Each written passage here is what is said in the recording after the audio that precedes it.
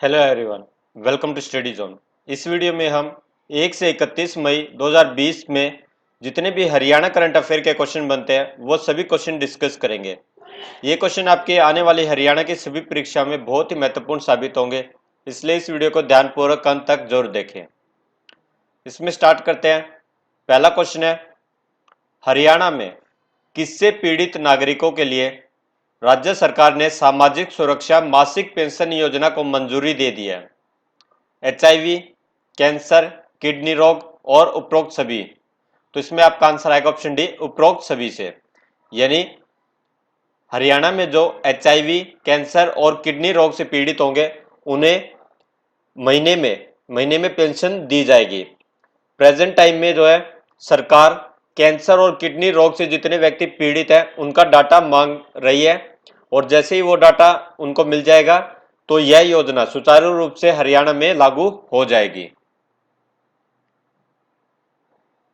Next question है, HIV, cancer और kidney रोग से पीड़ितों को कितने रुपए प्रति माह पेंशन के रूप में दिए जाएंगे?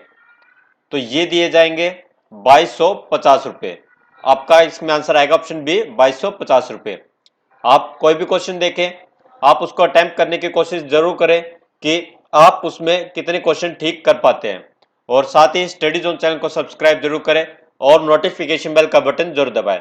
नोटिफिकेशन बेल का बटन दबाने से हमारी नई वीडियो अपलोड होते ही आप तक जल्द से जल्द पहुंच जाएगी।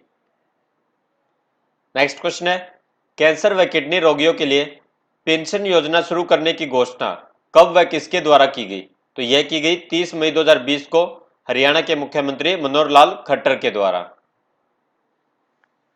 नेक्स्ट क्वेश्चन है, हरियाणा के किस जिले के गांव मोरखी में राज्य का पहला ग्रिड से जुड़ा बायोगैस आधारित पावर प्लांट चालू किया गया है?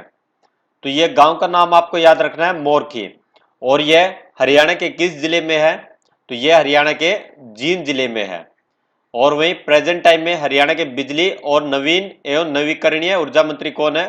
रणजीत सिंह। नेक्स्ट क्वेश्चन है, हरियाणा के गांव मोरखी में लगभग कितने करोड़ रुपए की लागत से राज्य का पहला ग्रिड से जुड़ा बायोगैस आधारित पावर प्लांट चालू किया गया है? तो इसकी लागत आई है 14 करोड़ रुपए। आपको गांव का नाम जरूर याद रखना है, मोरखी गांव, जींद जिला। नेक्स्ट क्वेश्चन है, हरियाणा के गांव मोरखी में राज्य का पहला ग्रिड से जुड़ा बायोगैस आधारित पावर प्लांट की क्षमता कितनी है? तो इस पावर प्लांट की क्षमता है 1.2 मेगावाट। नेक्स्ट क्वेश्चन है, जींद जिले के गांव मोरखी में बायोगैस आधारित पावर प्लांट में कितने लाख यूनिट वार्षिक बिजली उत्पादन होगा? तो वार्षिक बिजली का उत्पादन होगा 85 लाख यूनिट का। तो ये सभी क्वेश्चन इस बायोगैस प्लांट से जुड़ते हैं, तो आपको सभी क्वेश्चन याद रखने हैं। कितनी बिजली का उत्पादन होगा, ये आपका जो है कहां पर बना है, किस जिले में बना है, तो ये सभी क्वेश्चन, इसकी लागत कितनी है, ये सभी क्वेश्चन आपको याद रखने हैं। एग्जाम में कोई सा भी क्वेश्चन पूछा जा सकता है। नेक्स्ट क्वेश्चन है, किसके द्वारा राज्य के लोगों के लिए जल जीवन मिशन के डैशबोर्ड की शुरुआत की गई? तो यह शुरुआत की गई मनोहर लाल खट्टर के द्वारा, और 15 अगस्त 2019 को प्रधानमंत्री नरेंद्र मोदी ने जल जीवन मिशन के नाम से एक नई योजना शुरू करने की घोषणा की, और इस योजना का उद्देश्य है वर्ष 2024 तक देश के सभी ग्रामीण परिवारों को एक कार्यात्मक घरेलू नल कनेक्शन प्रदान करना। यानी जो ग्रामीण परिवार है, गांव में रहने वाले परिवार है, उनको हर घर में एक नल प्रोवाइड करना, ताकि हर घर तक साफ और स्वच्छ पानी पहुंच सके। और वहीं यह डैशबोर्ड जन स्वास्थ्य अभियांत्रिकी विभाग की वेबसाइट पर उपलब्ध होगा। नेक्स्ट क्वेश्चन है, हरियाणा ने किस वर्ष तक जल जीवन मिशन के उद्देश्यों को प्राप्त करने का लक्ष्य रखा है? तो सेंटर में ये रखा गया है वर्ष 2024 तक, और वहीं हरियाणा ने ये लक्ष्य रखा है वर्ष 2022 तक। तो आपको सेंटर का भी याद रखना है, और मेन आपको हरियाणा का जरूर याद रखना है। जल जीवन मिशन का लक्ष्य रखा है वर्ष 2022 तक पूरा करने का। नेक्स्ट क्वेश्चन है, हाल ही में हरियाणा की किस पैरालंपिक खिलाड़ी ने संन्यास ले लिया है? तो हरियाणा की दीपा मलिक ने हाल ही में संन्यास लिया है, और वहीं दीपा मलिक पैरालंपिक खेलों में पदक जीतने वाली पहली महिला है। दीपा मलिक का जन्म हरियाणा के बैसवाल गांव में हुआ था, जो कि सोनीपत जिले में आता है। और वहीं इनकी डेट ऑफ बर्थ भी एग्जाम में पूछी गई है, तो डेट ऑफ बर्थ भी आप याद रखेंगे। दीपा मलिक का जन्म हुआ था 30 सितंबर 1970 को। नेक्स्ट क्वेश्चन है, भारतीय पैरालंपिक समिति का अध्यक्ष किन्हें बनाया गया है? तो भारतीय पैरालंपिक समिति के नए अध्यक्ष बनी है दीपा मलिक, तो ये भी आपको याद रखना है। और वहीं दीपा मलिक ने रियो ओलंपिक 2016 में गोला फेंक में जो है रजत पदक जीता था, और उन्हें पिछले वर्ष यानी 2019 में राजीव गांधी खेल रत्न अवार्ड से सम्मानित किया गया था। और उनके अलावा बजरंग पुनिया को भी 2019 में राजीव गांधी खेल रत्न अवार्ड से सम्मानित किया गया था। बजरंग पुनिया और दीपा मलिक दोनों हरियाणा से बिलोंग करते हैं, और दीपा मलिक राजीव गांधी खेल रत्न अवार्ड प्राप्त करने वाली दूसरी पैरा एथलीट थी। तो ये दूसरी पैरा एथलीट थी, तो पहला कौन था? तो पहला था देवेंद्र जाजरिया, जिन्हें 2017 में राजीव गांधी खेल रत्न अवार्ड मिला था। और वहीं दीपा मलिक को 2012 में अर्जुन अवार्ड, और वहीं 2017 में पद्मश्री अवार्ड से सम्मानित किया जा चुका है। तो ये भी आपको याद रखने हैं। 2012 में अर्जुन अवार्ड, 2017 में पद्मश्री, और 2019 में राजीव गांधी खेल रत्न अवार्ड। और प्रेजेंट टाइम में ये भारतीय पैरालंपिक समिति की अध्यक्ष हैं दीपा मलिक, और दीपा मलिक हरियाणा के सोनीपत जिले से बिलोंग करती हैं। नेक्स्ट क्वेश्चन है, कोरोना वायरस के बाद हरियाणा में किसको लेकर अलर्ट जारी किया गया है? तो ये अलर्ट जारी किया गया है टिड्डियों के हमले को लेकर।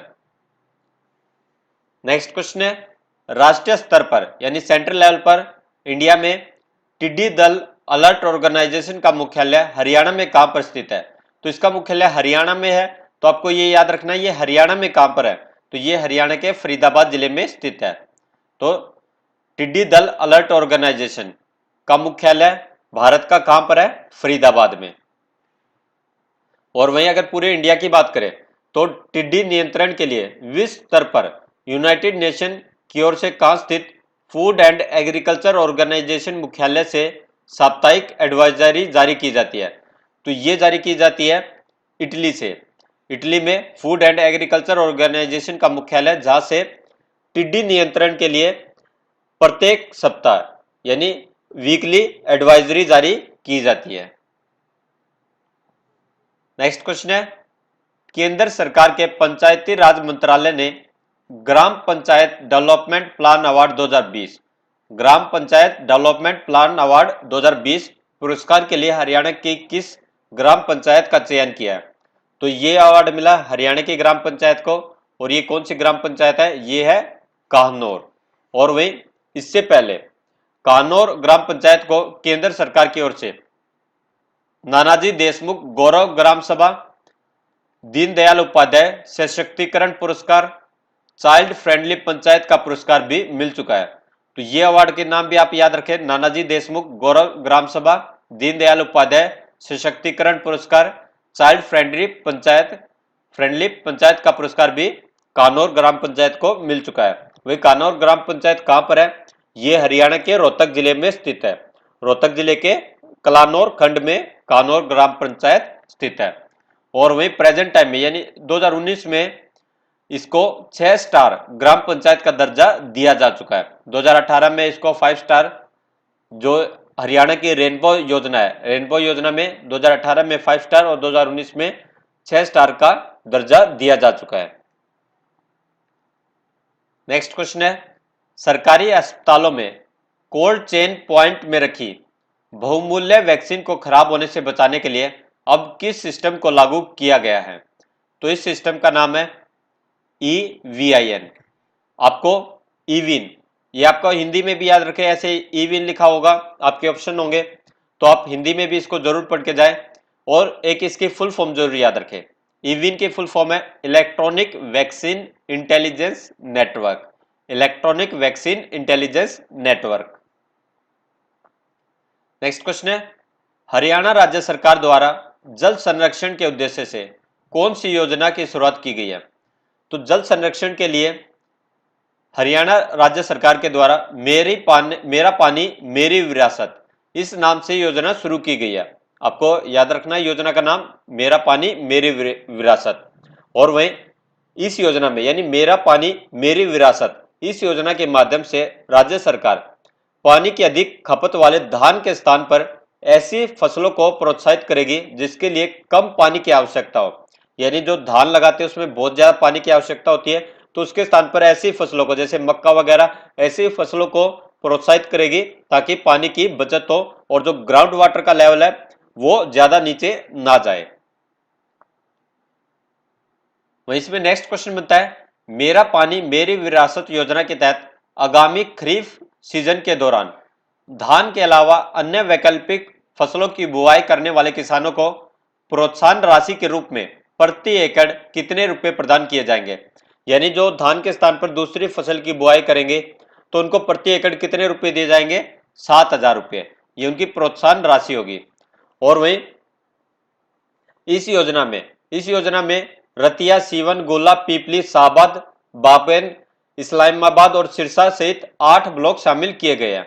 तो ये 8 ब्लॉक जो शामिल किए गए हैं ये वे ब्लॉक है जहां पर धान की खेती बहुत अधिक मात्रा में की जाती है, यानी वहीं पर यह प्रोत्साहन राशि दी जाएगी। और यहाँ पर भूजल जो अंडरग्राउंड वाटर है उसकी जो गहराई है वो 40 मीटर से अधिक है। नेक्स्ट क्वेश्चन है, राज्य सरकार द्वारा शुरू की गई मेरा पानी मेरी विरासत योजना के विरुद्ध किसानों द्वारा कौन सा अभियान चलाया गया है? यानी जो धान की बुआई के लिए सरकार मना कर रही है कि इसके स्थान पर दूसरी फसल उगाए ताकि जो है ग्राउंड वाटर नीचे ना जाए, तो इसके विरुद्ध किसानों द्वारा कौन सा अभियान चलाया गया है? तो ये अभियान है किसान बचाओ खेती बचाओ। तो किसानों का जो है मत है कि राज्य सरकार यह तय न करे कि किसान अपने खेतों में क्या उगाए, तो यह निर्णय जो है किसानों पर छोड़ देना चाहिए कि उन्हें अपने खेत में कौन सी फसल उगानी चाहिए। और उन किसानों का यह भी मत है कि जो राज्य सरकार किसानों को 7,000 रुपये प्रोत्साहन राशि दे रही है, यह प्रोत्साहन राशि भी भरपूर नहीं है। नेक्स्ट क्वेश्चन है, हरियाणा सरकार के स्वास्थ्य मंत्रालय ने किसके मुफ्त टेस्टों की सुविधा मरीजों के लिए शुरू कर दी है? तो यह की गई है हेपेटाइटिस बी वायरस की।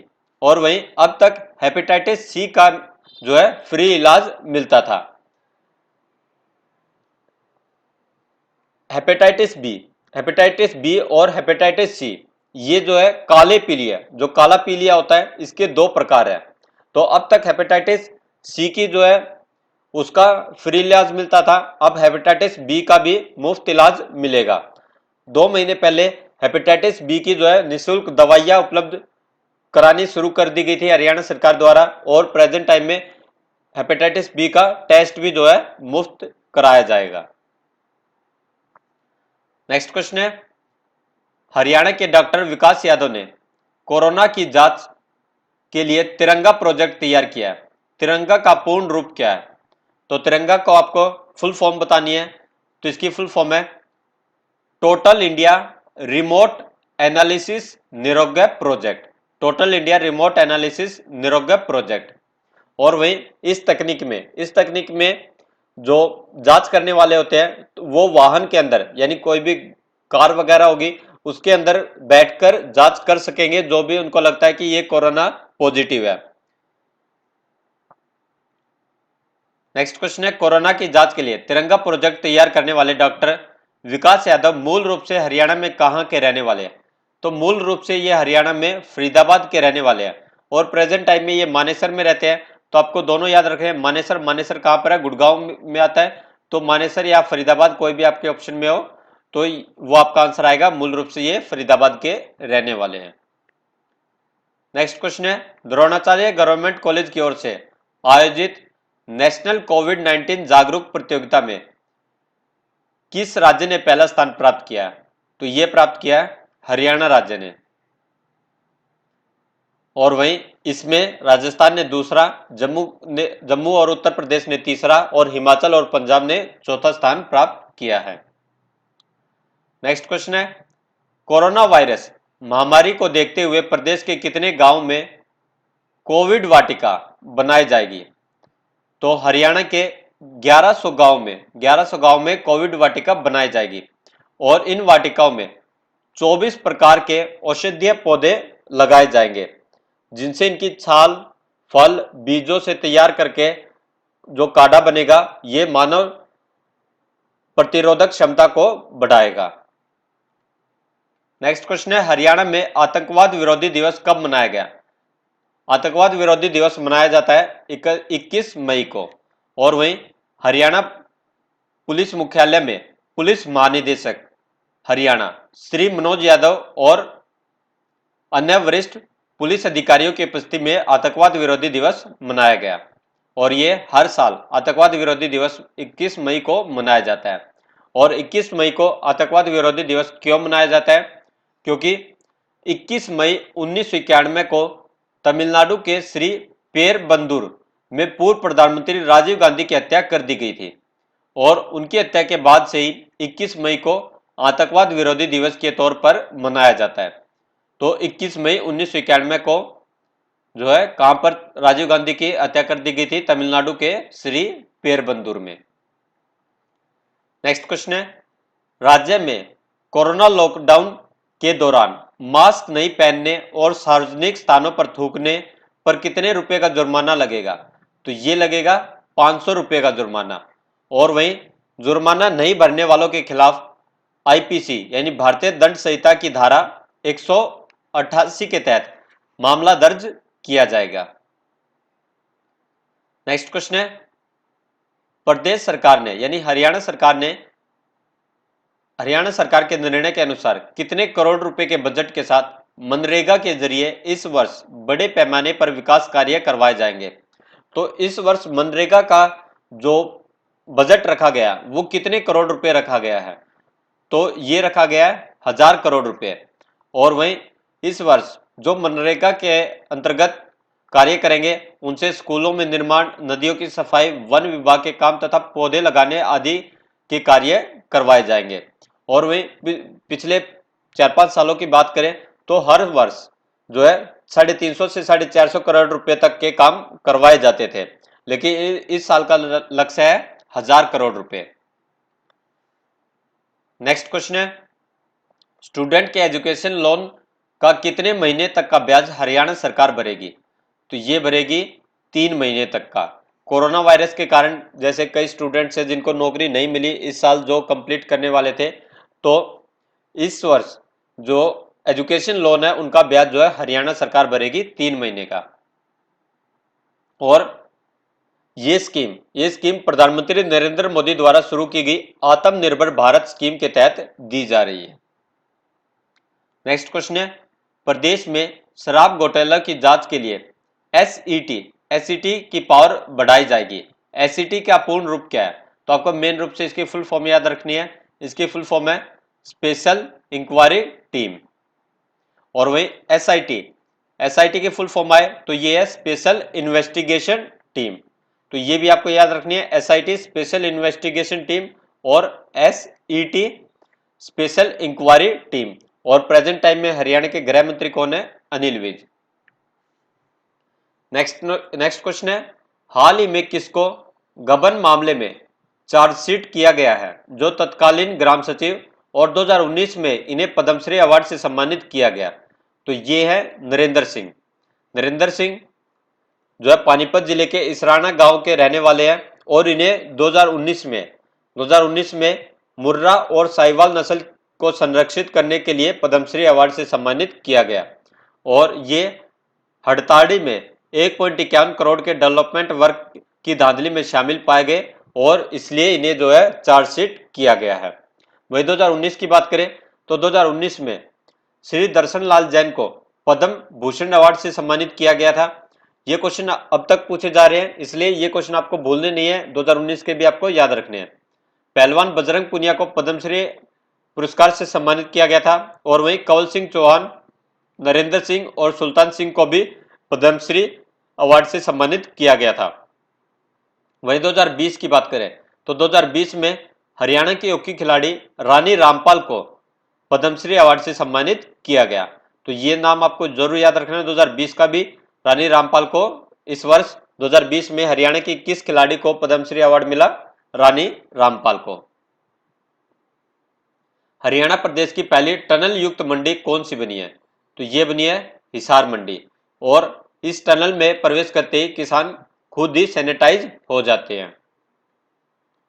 नेक्स्ट क्वेश्चन है, हाल ही में हरियाणा में तैनात किस आईएएस अधिकारी अपनी सुरक्षा का हवाला देते हुए पद से इस्तीफा दे दिया? तो ये दिया है रानी नागर ने। और वही रानी नागर उत्तर प्रदेश के गाजियाबाद की रहने वाली है और ये 2014 बैच की अधिकारी है।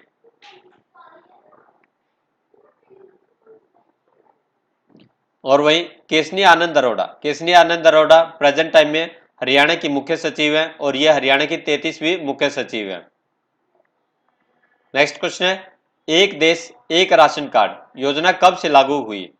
तो ये लागू हुई 1 जून 2020 से।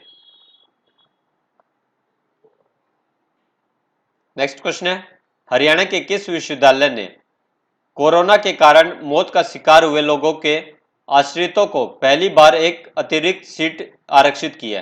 तो ये की है गुरु जम्बेश्वर विज्ञान एवं तकनीकी विश्वविद्यालय ने।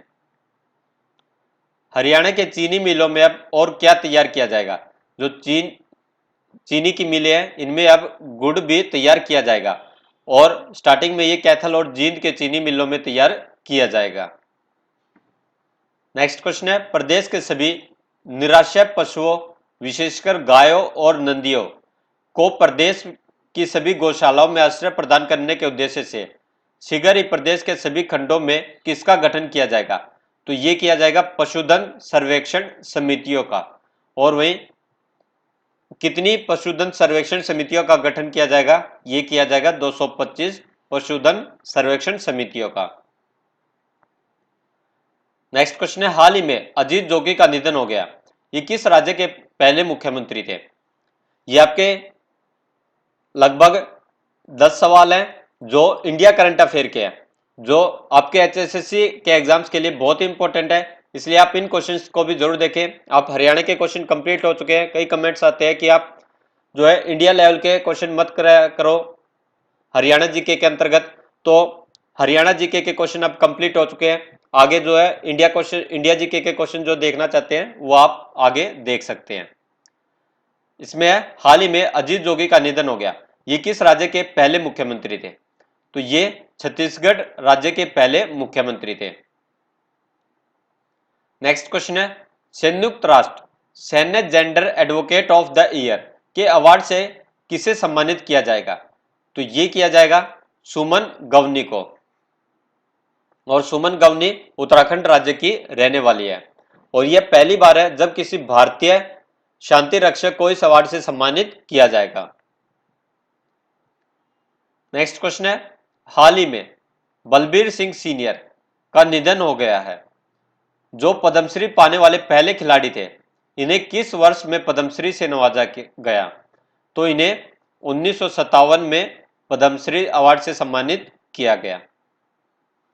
नेक्स्ट क्वेश्चन है, दुनिया की सबसे ज्यादा कमाई करने वाली महिला खिलाड़ी कौन बनी है?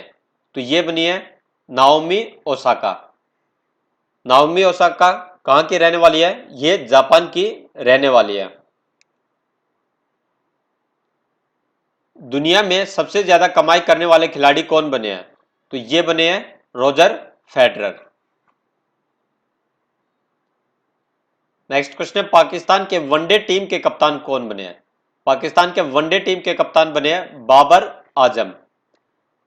और वहीं पाकिस्तान क्रिकेट बोर्ड ने अक्टूबर में सरफराज को टेस्ट और टी20 टीमों से हटा दिया था और उनकी जगह अजहर अली को 5 दिवसीय यानी टेस्ट प्रारूप का कप्तान बनाया गया था और वहीं बाबर को टी20 का कप्तान बनाया गया था और अब बाबर आजम को वनडे टीम का भी कप्तान बना दिया गया है।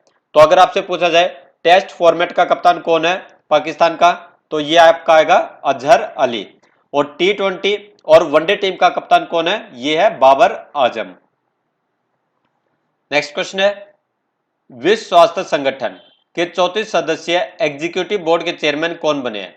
तो ये बने हैं डॉक्टर हर्षवर्धन।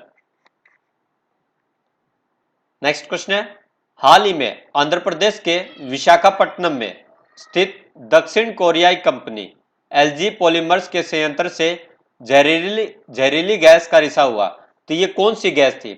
तो ये थी स्टायरीन।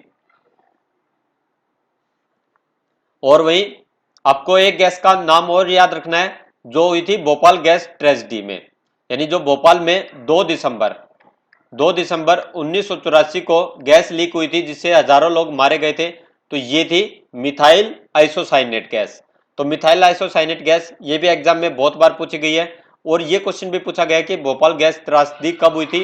ये हुई थी 1984 में। और जो ये स्टायरीन गैस का रिसाव हुआ है ये कहां पर हुआ है? आंध्र प्रदेश के विशाखापट्टनम में, विशाखापट्टनम के गांव आर वेंकटपुरम में।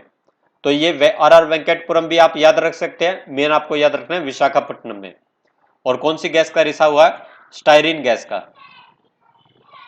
नेक्स्ट क्वेश्चन है, विश्व रेड क्रॉस दिवस कब मनाया जाता है? विश्व रेड क्रॉस दिवस मनाया जाता है 8 मई को। और यह दिवस रेड क्रॉस के संस्थापक और शांति के लिए पहले नोबेल पुरस्कार विजेता, जिन्हें पहला नोबेल पुरस्कार विजेता 1901 में कौन थे? जीन हेनरी ड्यूनेट, इनके जन्म दिवस पर मनाया जाता है। जीन हेनरी ड्यूनेट, इनका जन्म दिवस कब है? 8 मई 1828। और वहीं रेड क्रॉस एक गैर सरकारी संगठन है जिसकी स्थापना 1863 में 1863 में की गई थी। और वहीं इसका उद्देश्य है रोगियों, घायलों और युद्धकालीन बंदियों की देखरेख करना है। रेड क्रॉस का मुख्यालय कहां पर है? ये मुख्यालय आप जरूर याद रखने, एग्जाम में किसी न किसी का मुख्यालय जरूर पूछा जाता है। रेड क्रॉस का मुख्यालय जनेवा, स्विट्जरलैंड में। और भारतीय रेड क्रॉस सोसाइटी का गठन किया गया था 1920 में। नेक्स्ट क्वेश्चन है, विश्व रेड क्रॉस दिवस 2020 की थीम क्या है? तो इस वर्ष की रेड क्रॉस की थीम है keep clapping for volunteers, clapping for volunteers. और वहीं आपको ये वीडियो कैसा लगा हमें कमेंट बॉक्स में लिखकर जरूर बताइए। साथ ही स्टडी जोन चैनल को सब्सक्राइब जरूर करें और नोटिफिकेशन बेल का बटन जरूर दबाएं।